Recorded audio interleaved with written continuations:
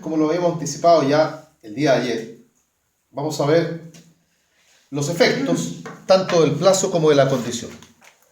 Efectos del plazo y efectos de la condición. Vamos a diferenciar aquí, hay que verlos por separado porque no los podemos ver juntos porque los efectos son disímiles. Así que vamos a comenzar con el plazo. Luego haremos lo mismo, pero con la condición. No tenemos que olvidar que en el caso del plazo tenemos dos tipos de plazos distintos, que son, por un lado, el plazo suspensivo y por otro lado, el plazo extintivo. Ambos son diferentes, los efectos son distintos, son casi diametralmente opuestos, podríamos decir, y por ende hay que estudiar en ambos casos el tema por separado. Y así también, en ambos casos, tanto en el plazo suspensivo como en el plazo extintivo, tendremos que analizar el tema, además, mirado desde el punto de vista del estado en el que se encuentra el plazo. Todo esto, pues el plazo puede encontrarse, como lo hemos dicho también, pendiente o cumplido. Luego en la condición, naturalmente, tendremos que agregarle a esa realidad también el que la condición pueda encontrarse no solamente pendiente y cumplida, sino que pueda encontrarse además fallida. Esto nos va a arrojar entonces, por lo menos en el caso del plazo, cuatro posibilidades. Vamos a partir por el plazo suspensivo. Vamos a comenzar por ahí, plazo suspensivo. Y lo vamos a ver estando pendiente y estando cumplido, para ver qué efectos se van a producir tanto en uno como en otro caso.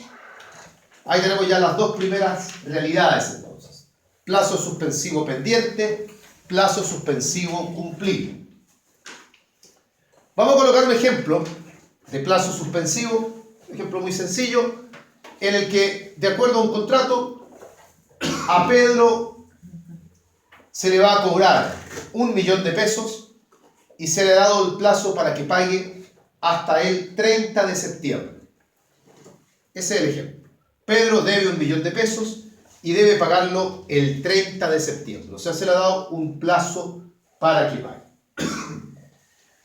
Es un plazo suspensivo porque el derecho ya ha nacido, pero está suspendido, estoy ocupando la palabra de forma intencional, está suspendido el ejercicio del derecho.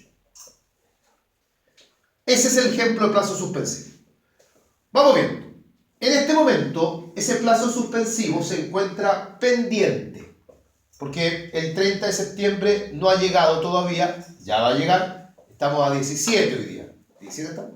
Estamos a 17, así que no ha llegado todavía la época que hemos fijado para el cumplimiento de la obligación. Plazo suspensivo pendiente, entonces, ¿qué efectos se van a producir? Número uno, insistamos en que el derecho ya ha nacido. No estamos hablando acá de meras expectativas, sino que el derecho, en este momento, el derecho ya nació. Eso como punto número uno. En segundo lugar, número dos, lo esencial, digamos, el acreedor no puede exigir el cumplimiento de la obligación.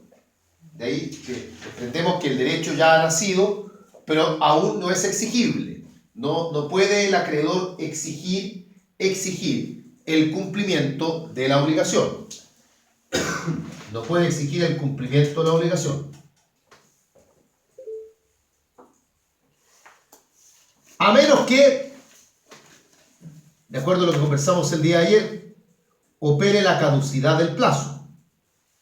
A menos que opere la caducidad del plazo. Ahí sí se podría.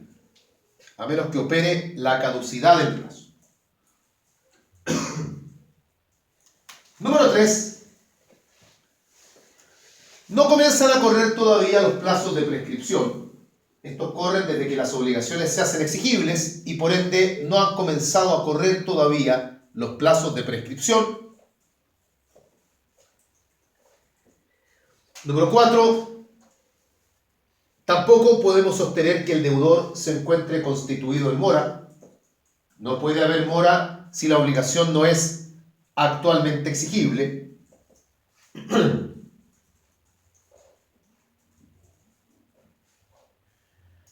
Número 5.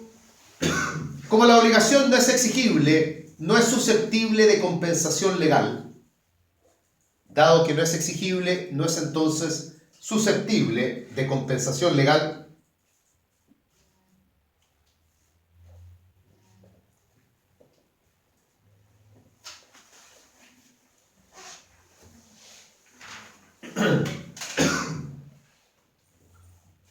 Número 6. ¿Sí? Número 6. El deudor puede pagar habiendo plazo pendiente.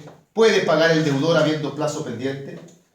Y si paga, no tiene derecho a repetir lo pagado. O sea, no tiene derecho a pedir que le devuelvan lo que ha pagado. Porque lo que está pagando lo debe. Él simplemente lo que ha hecho, y esto lo conversamos también el día de ayer, se entiende que ha renunciado al plazo. Se entiende con ello que ha renunciado al plazo. Pero de todas formas, lo que está pagando lo debe y no tiene derecho entonces a repetir lo que ha pagado.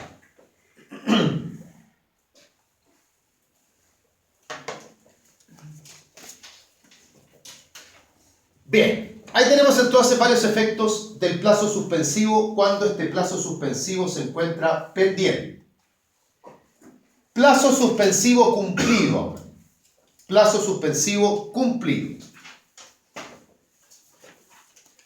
Lo que, de acuerdo al ejemplo, significaría que ya llegó el 30 de septiembre, ya aceleremos un poco el tiempo, ya ha llegado el 30 de septiembre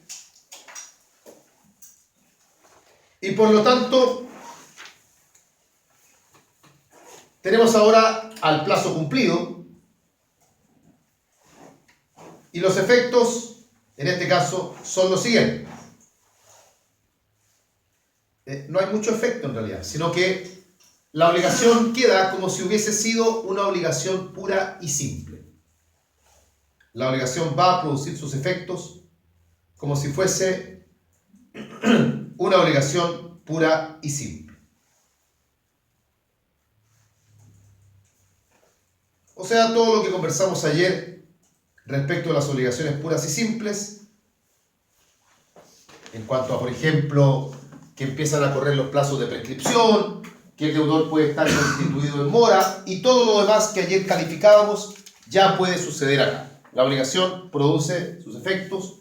No digamos que nace el derecho, porque ya sabemos que el derecho había nacido, sino que en realidad lo que sucede aquí es que el derecho se hace exigible. Y de aquí en adelante, en el fondo, es como si no hubiese habido plazo.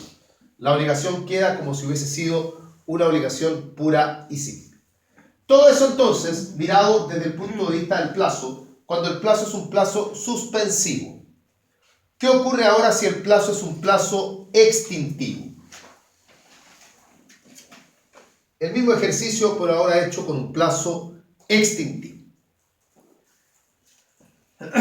Recordemos que el plazo extintivo es aquel hecho futuro y cierto del cual depende la extinción de un derecho. Aquí el derecho se va a extinguir. Ejemplo,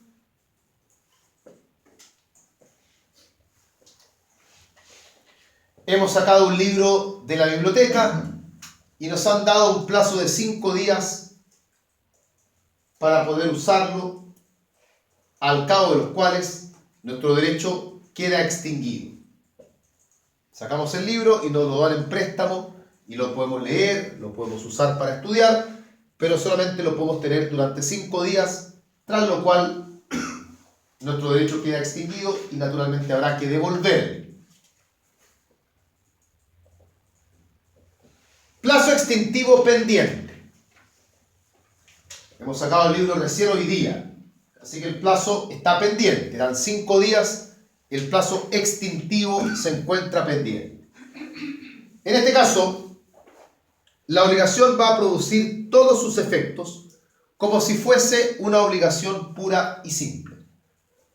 El que haya plazo en este momento no tiene mayor influencia porque la obligación hay que mirarla como si fuese pura y simple. Yo puedo exigir que me entreguen el libro, si no me lo entregan, el deudor va a estar constituido en mora, etc.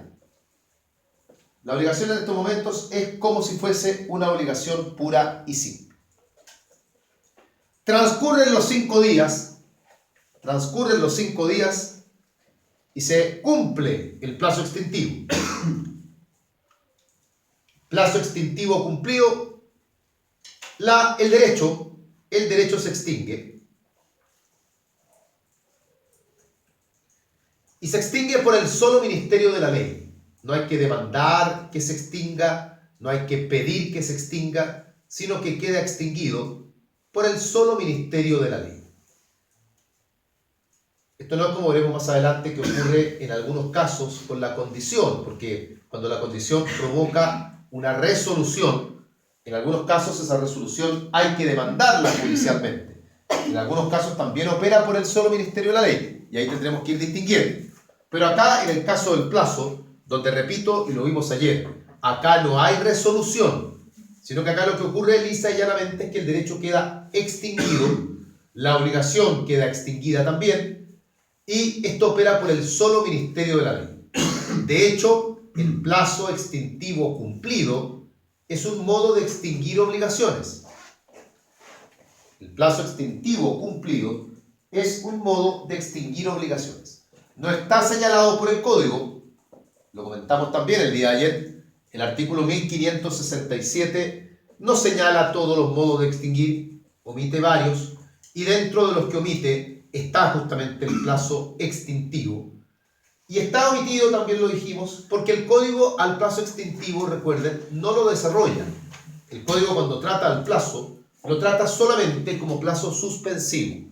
Y por esa misma razón, cuando menciona a los modos de extinguir, el código como que no ve la necesidad de señalar al plazo extintivo, dado que no lo contempla tampoco dentro de los artículos remitidos o referentes al plazo.